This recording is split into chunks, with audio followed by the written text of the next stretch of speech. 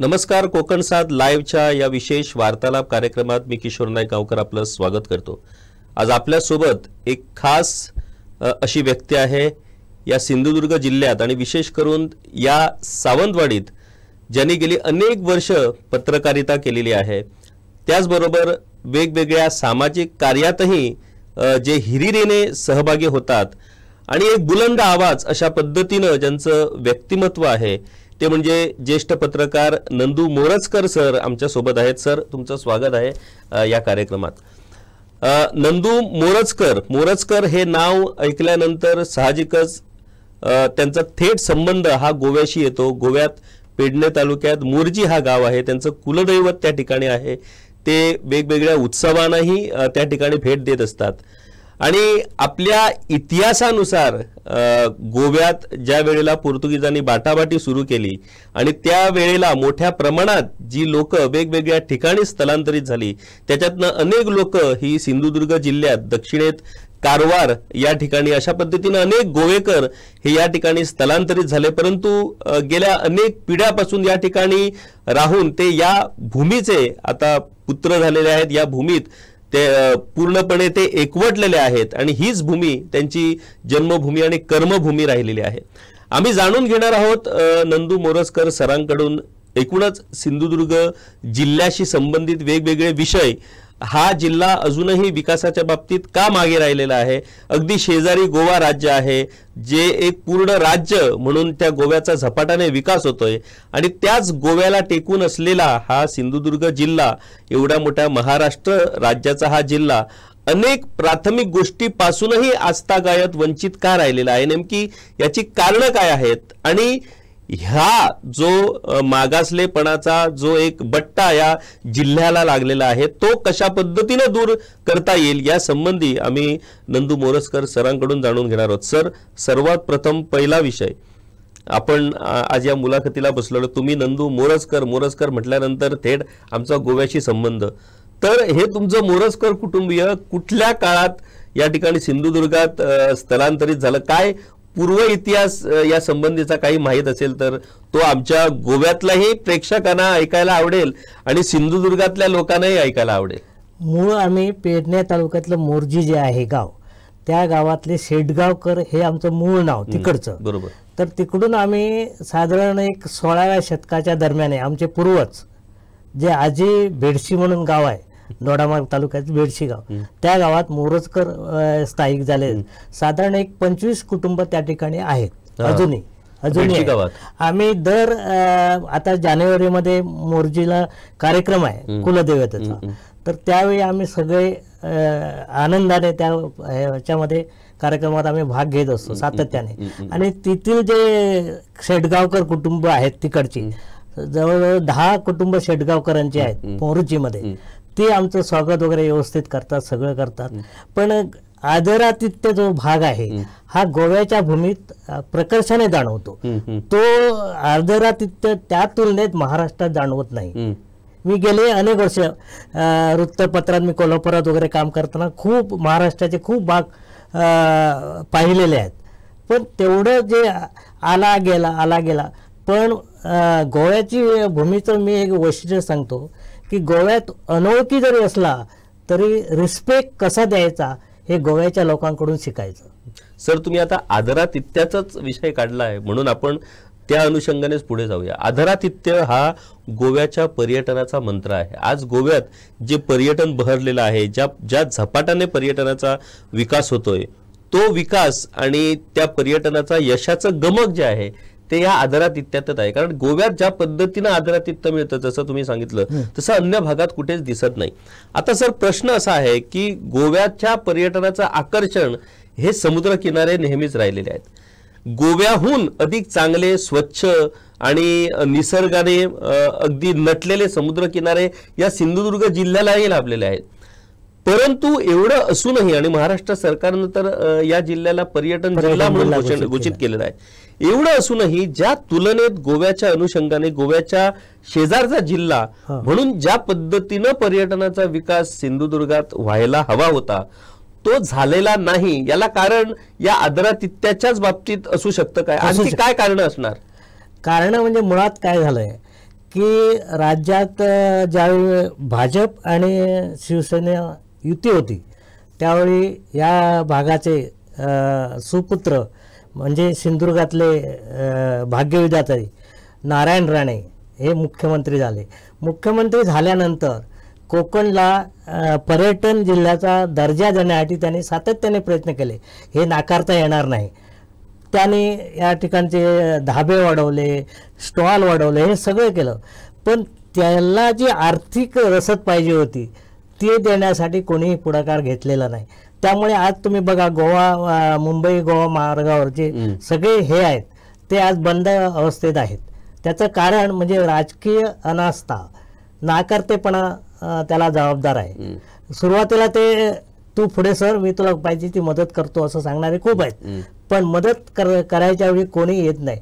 आणि म्हणून जरी आज तुम्ही गोव्याचं कौतुक करता त्याचं कारण काय की गोव्यामध्ये पर्यटन वाढलं त्याचं कारण असं आहे की तिथलं आदरातिथ्य हे मूळ गाभा आहे गोव्याचा. आणि त्यामुळे आजही तुम्ही सहज जाऊन कुठेतरी उभा राहिला, साखळीला म्हणा, डिचोलीला म्हणा किंवा म्हापशाला, कुठे काय रे खैसून येईल तू, किती तुझे प्रॉब्लेम असे ते आपुलकीने विचारतात. तो प्रकार तुम्ही सावंतवाडीत उभा राहा, कुडाळात उभे राहा, कणकवलीत उभे राहा, कुठेही तुम्हाला तो प्रकार दिसणार नाही. काय मेलो जायत काहीतरी आपलं काय संबंध, म्हणजे असा प्रकार या ठिकाणी वाढीच लागलाय. आणि त्यामुळे आणि इथलं थोडंसं प्रसार माध्यम सुद्धा ज्या प्रमाणात उठाव केला पाहिजे त्या प्रमाणात प्रसार माध्यमांना सुद्धा थोडा दोष द्यावा लागेल. कारण त्याने पर्यटन जिल्हा सुरुवातीला नारायण सिंधू महोत्सव म्हणून सुरू केला होता नारायणाने, पण तो सिंधू महोत्सव आता कुठे दिसत नाहीये.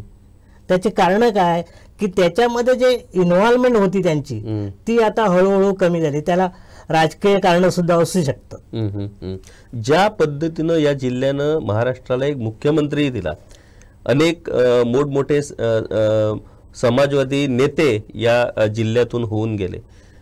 सर तुम्ही गेली अनेक वर्ष पत्रकारिता करत आहात, म्हणजे जवळजवळ 25-30 वर्ष तुम्ही पत्रकारितेत आहात. या सिंधुदुर्ग जिल्ह्याचा जो एक राजकीय, सामाजिक, आर्थिक जो एक प्रवास गेल्या अनेक वर्षापासून सुरू आहे, या प्रवासाकडे तुम्ही नेमकं कशा पद्धतीने पाहता? हा जो प्रवास आहे जिल्ह्याचा त्याचा आलेख हा चढता आहे की कुठेतरी हा प्रवास उतरत्या कळेला लागलाय? नेमकं तुमचं ऑब्झर्वेशन काय? माझं या बाबतीत ऑब्झर्वेशन असं आहे की कोकणला आतापर्यंत 3 मुख्यमंत्री लाभले. Barrister A.R. अंतुले, मनोहर जोशी आणि आताचे आपले केंद्रीय मंत्री नारायण राणे. त्याने ज्या तऱ्हेने घोषणा करून योजना राबवण्याचा संकल्प केला होता तो संकल्प नंतरच्या कालावधीत कुठे दिसलाच नाही. कारण ते आता केंद्रात जाऊन बसले, स्थानिक पातळीवर ते आता भांडणं चालली आहेत. त्याच्यामुळे ह्याच्यामध्ये बघणार कोणाला बघायलाच वेळ नाही आहे. आता दररोज तुम्ही दरवेळेला पाहत असता, आज ह्याची सुनावणी, उद्या त्याची सुनावणी, परवा ह्याचा दावा, त्याचा प्रतिदावा, हेच सुरू आहे. गेली 1.5 वर्ष सध्याचे मुख्यमंत्री आहेत एकनाथ शिंदे. हे एकनाथ शिंदे ह्या समस्येलाच हे करतायत, बरोबर सामोरे जात आहेत. त्यामुळे त्यांना विकासाच्या बाजूला लक्ष द्यायला वेळ मिळत नाही. बरोबर, म्हणजे राजकीय चक्रव्यूहातच महाराष्ट्र एवढं अडकलेला आहे की लोकांच्या विषयाला तिथं स्थानच राहिलेलं नाही. सर आता दीपक केसरकर जे सावंतवाडीचे आमदार महाराष्ट्रात मंत्री आहेत, त्याच्यानंतर नितेश राणे आहेत जे भाजपचे आमदार आहेत, वैभव नाईक हे विरोधात आहेत. परंतु एवढ्या ताकदीचे हे नेते आज महाराष्ट्र सरकारात असूनही ज्या पद्धतीनं जे वेगवेगळे विषय सिंधुदुर्ग जिल्ह्याचे जे सुटायला पाहिजेत ते आपल्याला कुठेतरी सुटताना दिसत नाही. आता उदाहरणार्थ आपण कोकण साध लाईव्ह आणि दैनिक कोकण साधनं गेल्या आठवडाभरात ज्या पद्धतीनं आरोग्याच्या समस्येवरती ज्या पद्धतीनं प्रकाश टाकलाय, म्हणजे या जिल्ह्याची आरोग्य अवस्था एवढी भीषण आहे की लोकांना आपला जीव वाचवण्यासाठी शेजारील गोवा राज्यावरती किंवा कोल्हापूर, बेळगाव या ठिकाणावरती अवलंबून राहावं लागतं. बेसिक याला आपण प्राथमिक गरजा ज्या म्हणतो त्या आरोग्याच्या गरजेच्या बाबतीतही हा जिल्हा वंचित राहिलेला आहे. सर याला नेमकी इथल्या लोकांची मानसिकता जबाबदार आहे की इथल्या राजकीय नेत्यांची इच्छाशक्ती जबाबदार आहे? नाही, राजकीय इच्छाशक्ती आहे जबाबदार. पण गंमत काय झालंय, गेले अनेक वर्ष मी या नेत्यांकडे बघितलंय, जवळून बघितलंय. नारायण राणे म्हणा, नितेश राणे तुम्ही म्हणताय ते बघा, किंवा दीपक केसरकर म्हणा, भाई सावंतपासून मी बघतोय सगळ्यांना. पण त्यांची जी काम करण्याची जी पद्धत आहे ती प्रासंगिक आणि क्षणिक अशी वाटते. कसं आता ते घोषणा करून मुंबईत गेले की परत येईपर्यंत त्याचं पुढे काही झालं हे कोण पाठपुरावाच करत नाही. पाठपुरावाचा अभाव या ठिकाणी प्रकर्षाने जाणवतो. आणि म्हणून आता सावंतवाडीचं आहे, किती लोक ओरड मारतात दररोज आंदोलन. तो एक जिल्हाध्यक्ष होते, हे काय त्यांचं नाव, शिवसेनेचे वसंत केसरकर, हे आंदोलने आणि उपोषणे करून थकलेत. आता ते शेवटच्या ह्याच्यात आहेत, पण त्यांच्या मागणीकडे आंदोलनाकडे कोण लक्षच देत नाही. आणि कोण आता किती आंदोलनाने उपोषणे करणार. आता लोकांना कंटाळा आलाय, ऊब आलाय की आपण कोणासाठी आणि कशासाठी करायचं, असं प्रत्येकाला तळमळीने जो तिथे जाऊन. आता बरेच युवा लोक येतात पुढे की दररोज हॉस्पिटलमध्ये सावंतवाडीच्या जाऊन हे नाही ते नाही, पण त्यांचा तो ऐकून घेतोय कोण. कारण समजा एक शिवसेनेचा माणूस असला तर तो भाजपला त्याच्यामध्ये काड्या घालतो. म्हणजे असा एकंदरीत या ठिकाणी प्रकार आहे. मी हे खूप वर्ष लिहून थकलोय, मला एक कंटाळा आला याचा, काय लिहायचं आपण याच्यावर असं. सर पण याच्यात आता मार्ग काय, म्हणजे अशा पद्धतीनं आपण जर काहीच होत नाही, लोकांचा आवाज ऐकला जात नाही, अशा पद्धतीनं जर निराशेच्या गर्दीत जर आपण सापडलो तर या जिल्ह्याचं भविष्य काय असणार आहे. म्हणजे याच्यातनं आता मार्ग कसा काढायचा, म्हणजे काय करायला पाहिजे जिल्हावासियांना असं तुम्हाला वाटतं? माझं मत, विरोधासाठी विरोध करू नये. जे सामाजिक कार्य आहे, विकासात्मक जे काम आहे, त्याच्यासाठी एकोपाने एक दिलाने एकत्रित आलं तरच या जिल्ह्याचा भविष्यकाळ उज्ज्वल आहे. अन्यथा आपण जैसे ते परिस्थितीत राहू असं मला आज या घडीला वाटतंय. सर या जिल्ह्याचं पालकमंत्री म्हणून सार्वजनिक बांधकाम मंत्री रवींद्र चव्हाण साहेब आहेत, ते काम करतायत. आता तर स्वतः पंतप्रधान नरेंद्र मोदी हे या ठिकाणी नौसेना दिवस साजरा करण्यासाठी येत आहेत. पंतप्रधानांच्या आगमनाची जय्यत तयारी त्या ठिकाणी सुरू आहे. अनेक विकास कामं, म्हणजे एवढा पैसा आतापर्यंत जिल्ह्यानं कधी बघितलेलाच नाही, तेवढा पैसा आज त्या ठिकाणी खर्च केला जातोय. पंतप्रधानांच्या आगमनामुळे काही प्रमाणात या जिल्ह्यातल्या काही विषयांना न्याय मिळू शकतो का, किंवा या पंतप्रधानांच्या भेटीकडे किंवा या पंतप्रधानांच्या कार्यक्रमाकडे एक ज्येष्ठ पत्रकार म्हणून तुम्ही कसं बघता? आता तुम्ही हा चांगला प्रश्न विचारलाय. गेली अनेक वर्ष बघितलं तर की आज नरेंद्र मोदी येत आहेत, या जिल्ह्याला पंतप्रधानांचं पाय लागतायत, हे आपलं भाग्य म्हणावं लागेल. त्या दृष्टीने भाजप ज्या तुलनेने अग्रेसर राहिलेला आहे या जिल्ह्यात, चला एक मंत्री येत आहे. आता तुम्ही पालकमंत्र्याचं नाव घेतलं, धडाडीचं कार्यकर्ता आहे, मुंबईपासून मी त्याचं जवळून बघितलेलं आहे, एक चांगला कार्यकर्ता. पण त्याने काय काम करायला घेतलं की दुसरे जे आहेत विरोधी गट ते त्याला खो घालून ते कर्त्याचं नाकर्त्य करून ठेवतात. म्हणजे अशामुळे आता ह्याच्यामध्ये आपल्याला फायदा होईल. आता जे पंतप्रधान येतात ना, त्या काहीतरी घोषणा करून जाणार, पण त्याचा पाठपुरावा पालकमंत्री आणि संबंधितांनी केला तरच त्याचा उपयोग. नाहीतर कालांतराने निवडणुका होतील, बदल होईल आणि ते आपला जे घोषणा आहेत त्या जागावरच राहतील, असं होता नाही. आणि त्याच्यासाठी समन्वयाने पाठपुरावा करणे गरजेचं आहे. बरोबर. सर आता राजकीय परिस्थिती जी बदललेली आहे मोठ्या प्रमाणात, म्हणजे इकडचा माणूस तिकडे, तिकडचा इकडे, काय म्हणजे नेमकं कोण कुठला आमदार हेच सध्या कळायला मार्ग नाहीये. या बदलत्या राजकीय परिस्थितीचे कशा पद्धतीचे राजकीय परिणाम या सिंधुदुर्ग जिल्ह्यावरती उद्भवू शकतात, आणि आता विधानसभा लोकसभेच्या निवडणुका कदाचित एकत्रही होऊ शकतात. म्हणजे ते सगळं डिपेंड आहे आता 3 तारखेच्या निकालानंतर त्या राज्यांचे काय निकाल लागतात याच्यावरनं ते सगळं ठरणार आहे. सध्याच्या परिस्थितीत, प्राप्त परिस्थितीत जे आमदार आहेत या ठिकाणी जिल्ह्यात, मग त्याच्यात दीपक केसरकर असतील, वैभव नाईक असतील, नितेश राणे असतील, ह्यांचं राजकीय भवितव्य तुम्ही कसं बघता, की काय नेमकी परिस्थिती निर्माण होऊ शकते? जिल्ह्याला राजकीय परिस्थिती चांगल्या प्रकारची आहे, पण परिस्थिती काय होते या लोकांचं की प्रत्येक जण इगो करतो, प्रत्येक जण इगो. आता तिकडे वैभव नाईक काय करायला लागला की दुसराच कोणतरी काहीतरी करतो, तिकडे मग संदेश पारकर त्याच्या विरोधात काहीतरी बोलतो, इकडे दीपकने काय करायला गेलं की दुसरे भाजपचेच कोणतरी काहीतरी बोलतात. आणि त्याच्यामुळे काय होतं, करणारा माणूस हे होतो, म्हणजे काय म्हणतात त्याला, डिप्रेशन मध्ये जातो. आपल्याला हे नकोच, कोणाला करायचं, आपल्याला काय करायचं आहे, केलं तरी लोक बोंब मारतात, नाही केलं तरी लोक बोंब मारतात, मग करायचं कोणासाठी. आज तुम्ही मगाशी काय प्रश्न विचारला मला तो, की काय विचारला चांगला एक आता जस्ट पंतप्रधानांची. आता पंतप्रधान म्हटल्यावरती सर्वोच्च हे आलं, आणि असा माणूस आपल्या जिल्ह्यात येतोय म्हणजे कौतुकाचं हे वाटलं पाहिजे, वातावरण झालं पाहिजे. काय पण कुठे काय दिसतंय, मालवण फक्त एक पेटलं हे झालेलं दिसतंय, सक्रिय झालेलं, पण जिल्ह्यात कुठे काय दिसतच नाहीये. मी परवा एक ह्याचा तिकडचा चांगला भाजपचा कार्यकर्ता मला भेटला होता मालवणचा. मी त्याला म्हटलं, बाबा रे तुमच्याकडे पंतप्रधान येतात म्हणजे पुण्यवान असात तुम्ही, तर काय म्हणालो बोलतात पण मग कोण करणार नाही हो. म्हणजे ही त्याने आपली अनास्था बोलून दाखवली. आम्ही सुद्धा पक्षात आहोत म्हणून आम्हाला हे करून घ्यावं लागतं, सांभाळून घ्यावं लागतं, अशी व्यथा त्यांच्या प्रत्येकाकडे आहे. बरोबर बरोबर. आज कुठे आता दीपककडे असणारे काय सगळे त्यांच्या बाजूचे असतात असं भाग नाही. बरोबर, असं प्रत्येक पक्षात आहे.